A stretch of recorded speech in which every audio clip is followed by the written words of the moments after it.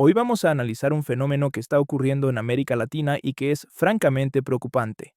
Se trata de cómo una medida que fue diseñada solo para emergencias, el estado de excepción, está dejando de ser eso, una excepción, para convertirse en la norma. Vamos a ver cómo esta herramienta, pensada para una crisis, se está transformando en un método de gobierno cotidiano.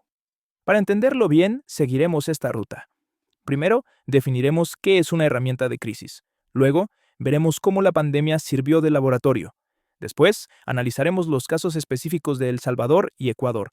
Y para terminar, reflexionaremos sobre los peligros que todo esto supone para la democracia. Bien, para empezar, vayamos a lo fundamental.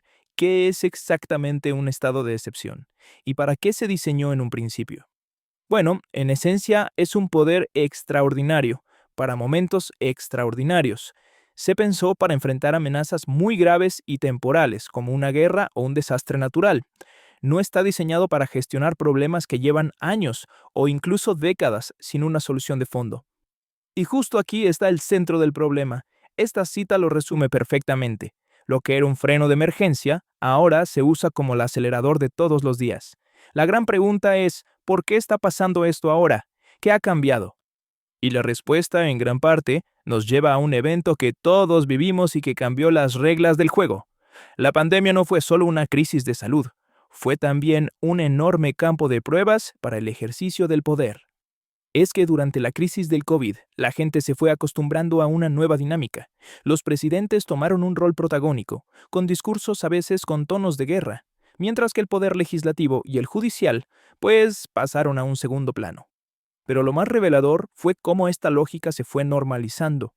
La población en general aceptó que se suspendieran derechos fundamentales como la libertad de circular porque la amenaza era muy clara, muy visible. Y esto sentó un precedente peligroso. La idea de que, ante una crisis, sacrificar libertades es una solución válida, incluso necesaria.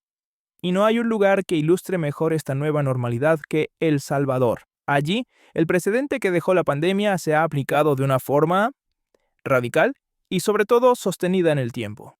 El plan fue muy directo. Frente a la violencia incontenible de las maras, se implementó un régimen de excepción. Pero la clave aquí no fue el decreto inicial, sino su repetición constante. Con extensiones mes a mes, la excepción dejó de ser algo temporal para convertirse, de hecho, en el estado permanente de las cosas. Y los resultados, si hablamos de seguridad, son innegables. La narrativa oficial, que se apoya en la caída drástica de los homicidios, presenta un éxito rotundo. El país ha cambiado su imagen por completo y esto es clave para entender el enorme apoyo popular que tiene la medida. Claro que este éxito tiene un costo humano altísimo. La Comisión Interamericana de Derechos Humanos ha documentado cifras que alarman. Solo hasta mediados de 2023 ya se contaban 142 muertes de personas que estaban bajo custodia del Estado. Y advierten que esto es solo una parte de la historia. Entonces, el punto crucial es este. El modelo no solo suspende derechos, va más allá, elimina garantías judiciales básicas. Hablamos de detenciones sin un debido proceso, de plazos de detención que se extienden hasta 15 días sin ningún control de un juez, y un recurso tan fundamental como el habeas corpus, en la práctica, pierde toda su efectividad. Lo que vemos es la disolución del Estado de Derecho a cambio de seguridad. Ahora, pasemos a Ecuador. Aquí vemos una versión un poco distinta, pero igual de preocupante, del mismo fenómeno. En el caso de Ecuador, el estado de excepción no se usa para una emergencia repentina, sino para una falla estructural crónica. La crisis en las cárceles es el resultado de décadas de abandono, de corrupción. Sin embargo, la respuesta del gobierno ha sido tratar este problema de largo plazo como si fuera una catástrofe impredecible que acaba de ocurrir. Esta línea de tiempo lo deja muy claro. Ocurre una masacre, y la respuesta es siempre la misma: un nuevo decreto de excepción.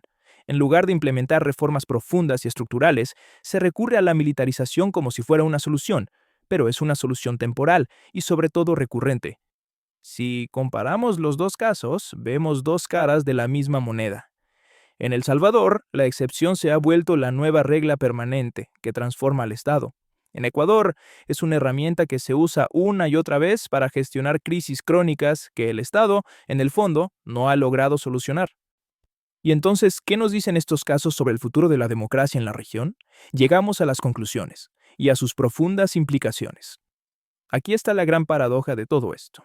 Un mecanismo que se creó para salvar a la democracia en momentos de crisis extrema se está usando para debilitarla en el día a día, como concentrando el poder en el Ejecutivo y desgastando los controles institucionales. El peligro a largo plazo es que se consolide lo que podríamos llamar un autoritarismo pragmático, o sea, un modelo de gobierno que ofrece resultados que se pueden ver, como la seguridad, y que por eso mismo genera un amplio apoyo popular. El problema es que lo hace a costa de principios fundamentales, como la dignidad humana y el Estado de Derecho. Y esto nos deja con una pregunta final, que es quizá la más importante de todas. En esta búsqueda de orden y de seguridad, ¿qué precio se está dispuesto a pagar? ¿Estamos dispuestos a sacrificar la libertad y la justicia? La respuesta que se dé a esta pregunta definirá, sin duda, el futuro de la democracia en América Latina.